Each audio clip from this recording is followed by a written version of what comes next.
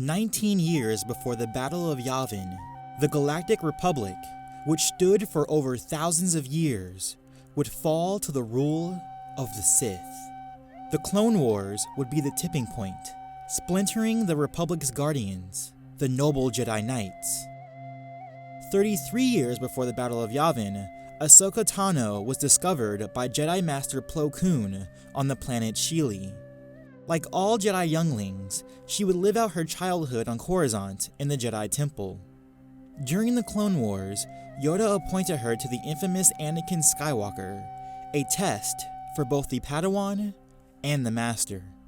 Ahsoka had a natural talent for the Force, something she shared with her master, and Anakin needed to learn responsibility and how to let go of his attachments. Tano and Skywalker would go on many missions together during the Clone Wars, with Ahsoka making a prominent name for herself throughout her many campaigns. However, near the war's end, Ahsoka would be framed for crimes against the Jedi and the Republic. Eventually, she would clear her name, as it was her friend Barriss Offee who was responsible for the attacks. Still, the young Togruta lost faith in the Jedi Order, leaving her master and the war behind, never to return again.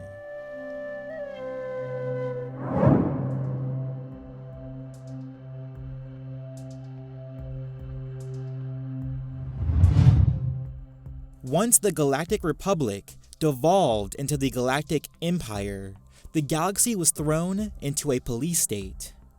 The Emperor and his attack dog, Darth Vader, ruled by way of fear tactics. Initially, it was Vader who would root out and destroy the remaining Jedi Knights, but over time, more and more leads turned to dust. The hunt for the Jedi was becoming too troublesome. As a result, Vader recruited the help of the Inquisitors. Though these Inquisitors were not trained as Sith, they were instructed in the ways of the dark side, set out to eliminate any remaining Jedi, notably the children of the Force. One member of their ranks would distinguish himself as an intellectual fighter. Simply known as the Inquisitor, a native from Utapau, he would be responsible for terminating several rogue Jedi.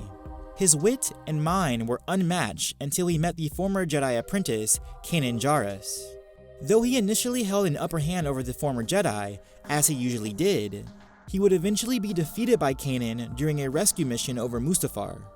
Be that as it may, the Inquisitor was still a noted combatant, highly perceptive, if not inherently gifted.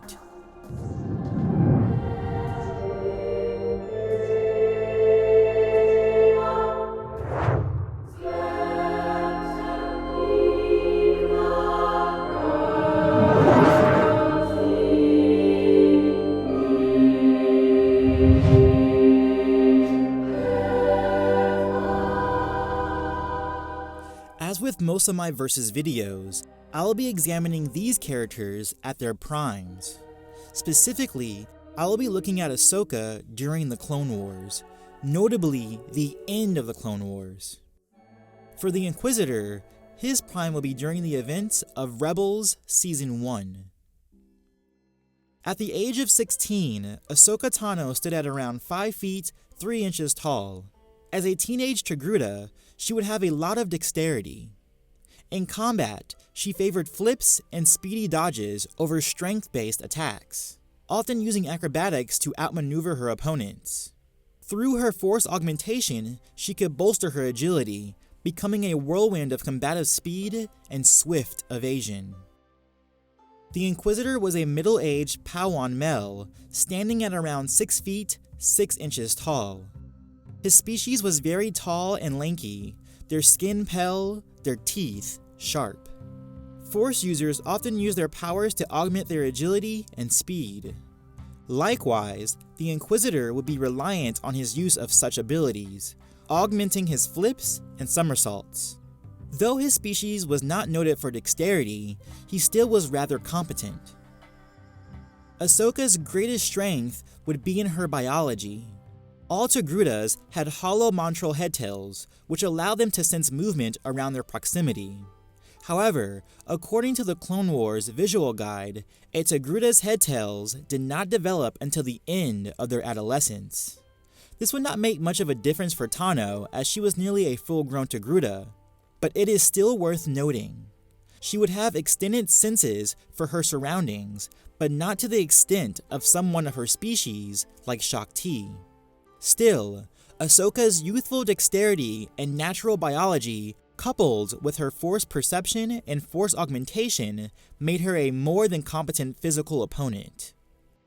The one advantage a full-grown Padawan had over a Togruta, especially a teenage Togruta, was his length.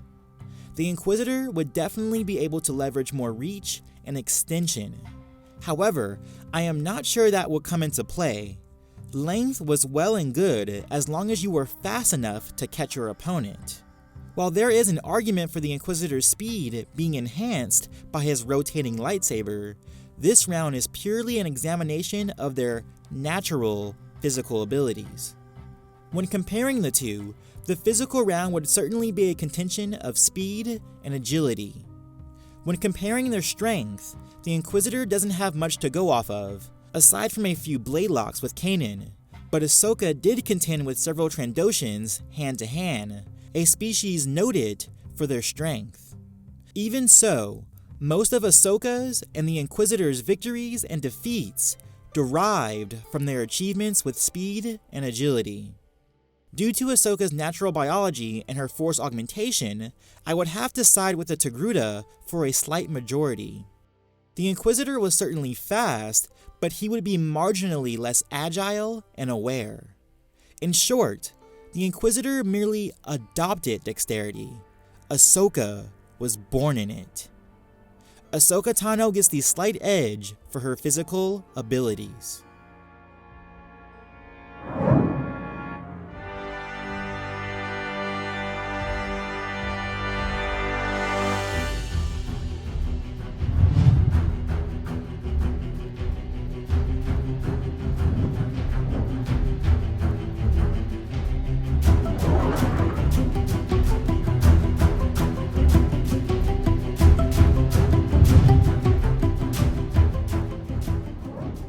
Like her master before her, and his master before him, and his master before him, and even his master before him, Ahsoka Tano followed a long line of focus Jedi guardians, specialized in combative dueling.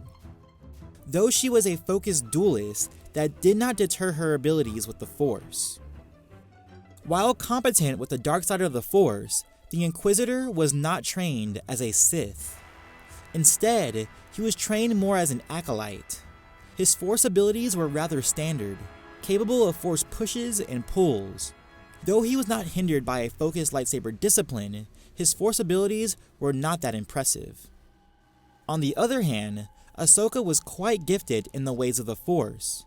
Her Force sense was immense, as she was able to sense Plo Koon's need for help from a great distance away. She was also competent with the typical Jedi mind trick. In her initial Jedi career, she would be headstrong, but through her experience in the Clone Wars, she would more easily accept the will of the Force. The Inquisitor was somewhat perceptive in his use of the Force, sensing the presence of Kanan and Ezra, but again, his display of power was nothing beyond intermediate, failing to pull any relevant information from Kanan during his interrogations. His main use of the Force would be in his standard use of telekinesis. Beyond the typical Force push, he was also capable of precision lightsaber throws over long distances. Ahsoka was also very adept in her use of telekinesis.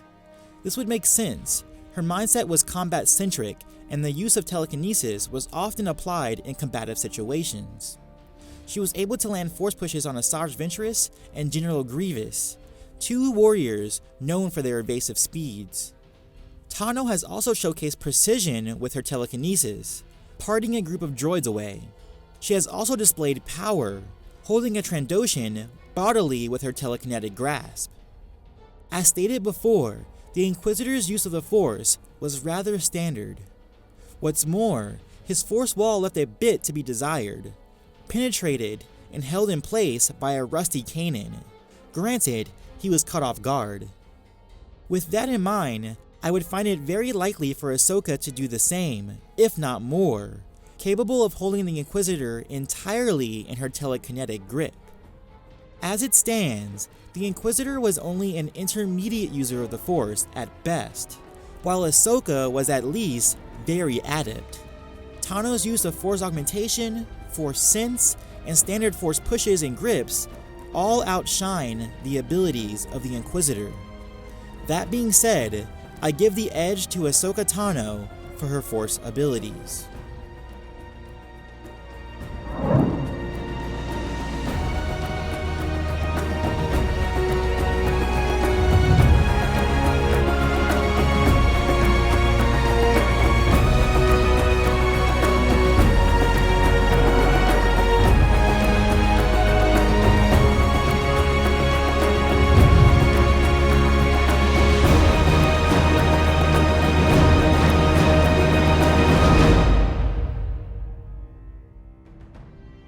Near the Clone Wars end, Ahsoka Tano would carry two lightsabers, a standard green lightsaber and a yellow Shoto lightsaber. Initially, she was a practitioner of Form 5 Xi'an, notably the reverse grip variant of the form.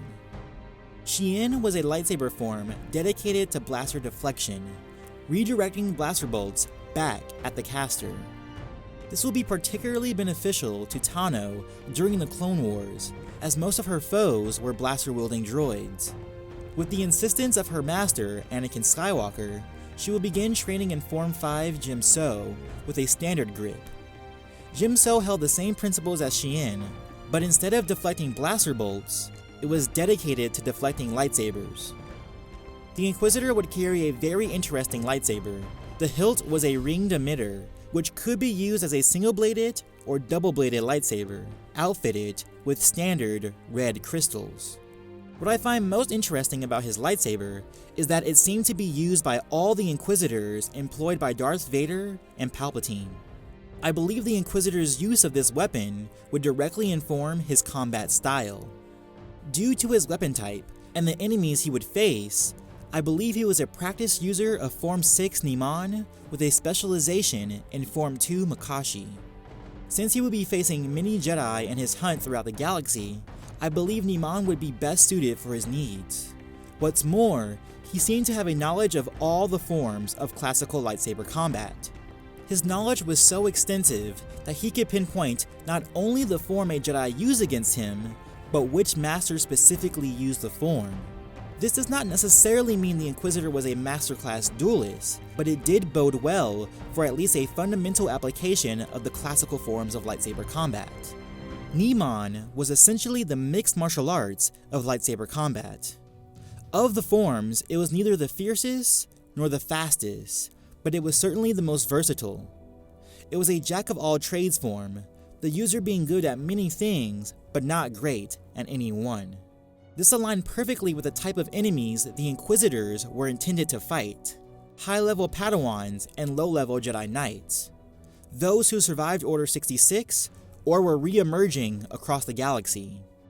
As Dave Filoni would say, if the Inquisitor ever ran into someone like Obi-Wan Kenobi, he would need help, but when it came to folks like Kanan or Ezra, it was open season. Anakin Skywalker would also have Ahsoka dabble in the principles of Niman, though that didn't seem to stick.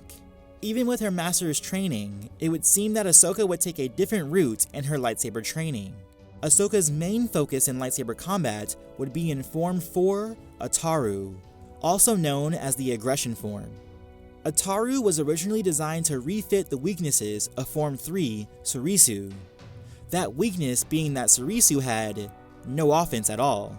Ataru was highly effective against single opponents, though its use was dubious for long stretches of time, and it needed open space to be used effectively. Form 4 practitioners were also very adept at outflanking their opponents through superior speed and mobility, often striking their foes on the back or side. But what was most effective about an Ataru specialist was their ability to utilize their entire body as a weapon. Not only were their blades a weapon, but also their feet and fist. This will be no different for Tano, who would use her martial skill to employ a kick or punch to highlight her lightsaber sequences. As a speculative background, I would say the Inquisitors were employed after Vader's initial assault against the surviving Jedi of Order 66. Once Vader could no longer bother following up each lead, he and Palpatine set up intermediate-level Force users to hunt the rest of them down. That being said, since these Dark users were only intermediate, vicious enough to take down a Jedi Knight or two, they were not strong enough to take down a Jedi Master, and by extension, the Sith Lords themselves. However, I do think the Inquisitor's use of Form 2, Makashi, would place him above the typical abilities of his colleagues. Let me make myself clear that all of this is completely speculative. When the Inquisitor fought with a single blade, he displayed the fighting techniques of a Form 2 fencer. His strikes and stabs were tight and economical, staying away from excessive flourishes.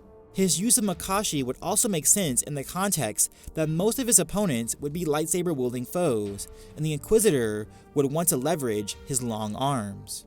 The Inquisitor would also exhibit at least an intermediate skill with Jar Kai, wielding both his blade saw saber and Kanan's while facing the Fire Nox, which further strengthens his practiced use of Niman.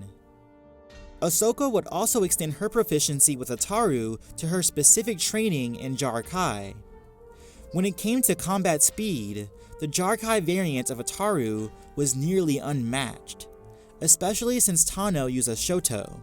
A Shoto was a much shorter lightsaber blade, usually used for defense or for quick slashes. It shortened length, enabling more maneuverability in the sacrifice of reach. However, dual blade fencing had gaping weaknesses. Two-handed strength attacks were impossible, and it was difficult to defend against power blows. What's more, users of Jar Kai were often too focused on lightsaber combat rather than their use of the Force. Additionally, many dual-blade duelists became overwhelmed when disarmed of their second blade. This will be no different with Ahsoka Tano, who will become too reliant on her second weapon. Generally speaking, Tano's strength was on the battlefield. Her use of Form 4 and 5 were best utilized on an open battleground. When it came to direct lightsaber-to-lightsaber combat, she was usually outclassed, though she always put up a good fight. Nevertheless, Ahsoka still had the ability to defend herself when she was without a lightsaber in hand. Tano was proficient in hand-to-hand combat, though no specific source states which type. But from logical deduction, we could infer her hand-to-hand training stemmed from her practice of Ataru. As the padawan of one of the Jedi Order's best duelists, Ahsoka would be a challenge for most of her adversaries during the Clone Wars.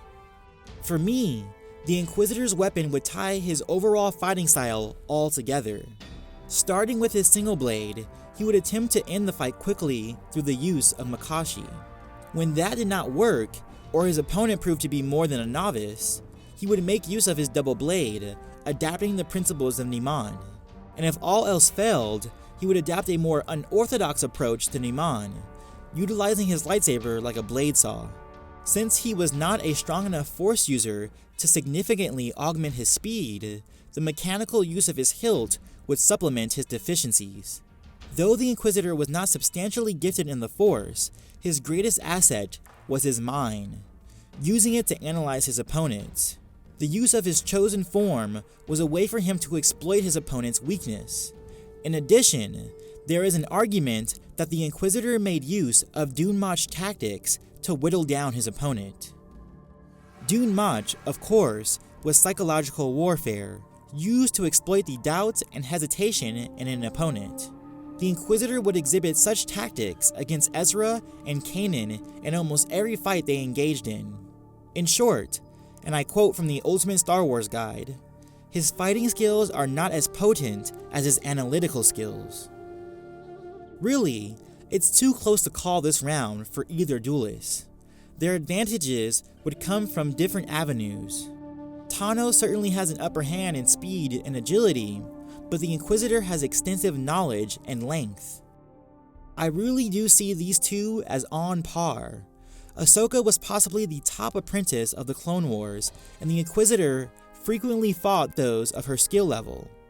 Though he did use an unorthodox style that would initially catch Ahsoka off guard, she was able to survive exchanges with General Grievous, a champion of the unorthodox. With all that being said, I would say there is no significant edge between Ahsoka Tano and the Inquisitor in terms of their dueling abilities.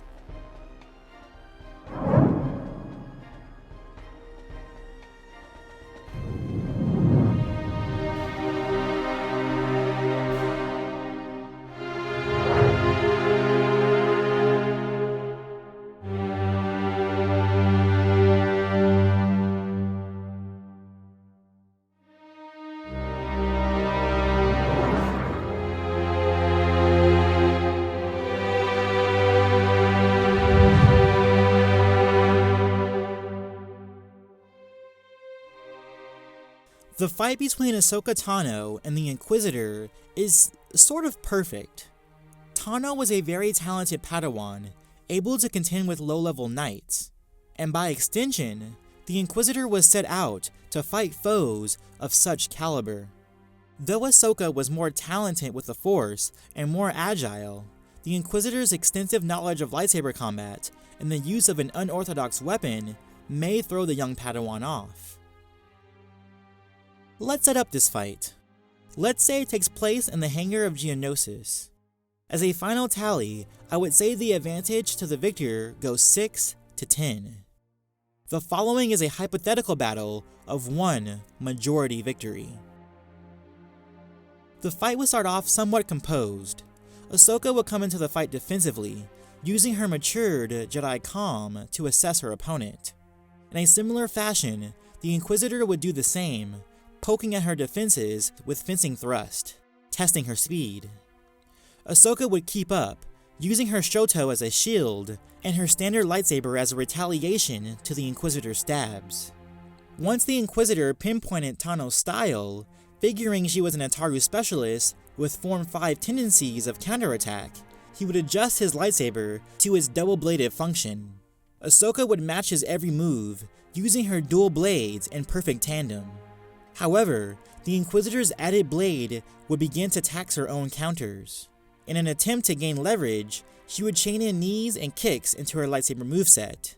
Tano would land a few blows, but the Inquisitor would retaliate with his own chain of knees and elbows. It would be at this point that the two would take their fight more seriously, knowing that each was a worthy opponent to the other. Ahsoka would ramp up her use of Ataru, going into a flurry of motion. The Inquisitor would bat her away, improving his effectiveness with the use of his telekinesis. The Dark Acolyte would start hurtling objects in Ahsoka's path, but she would cut through them all. The Inquisitor would try to utilize a standard force push, but is met by Tano's own. After a short deadlock in the Force, Tano would push the Inquisitor away, flinging him across the room.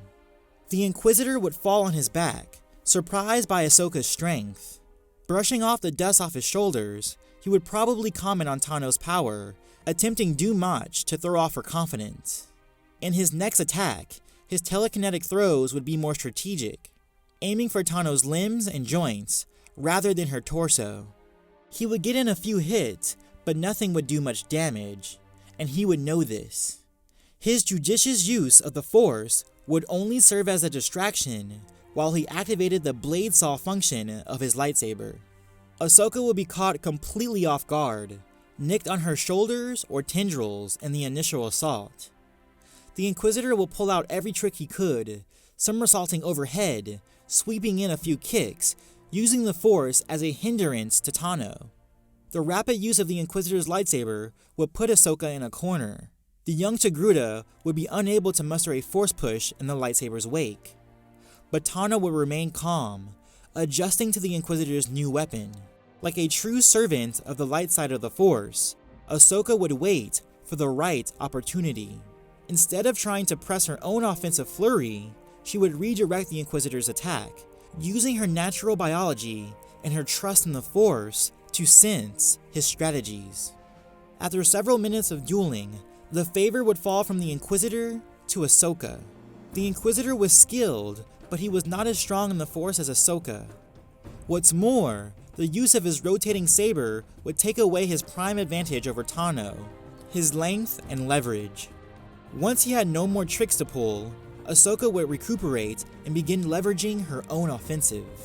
Through her superior agility and superior force sense, she would begin anticipating the Inquisitor's patterns, outflanking his guard and slicing him across the back. The Inquisitor would fall, defeated. His saving grace against her speed would be his unorthodox weapon, but it would also negate his only true advantage, his length. And thus, I declare Ahsoka Tano, the Jaded Jedi Padawan, the victor. Of course, this is all my opinion. Please leave your thoughts and comments below. Do you think the Inquisitor could have found a way to penetrate Tano's defenses? Or do you agree that the victory lies with Ahsoka Tano? And of course, peace, love, and may the Fourth be with you. Always.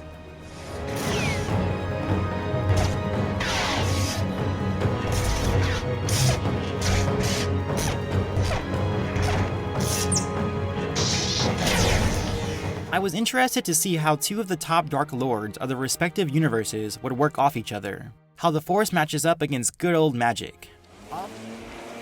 No, why are you mowing your lawn right now? I'm recording a Let's Play.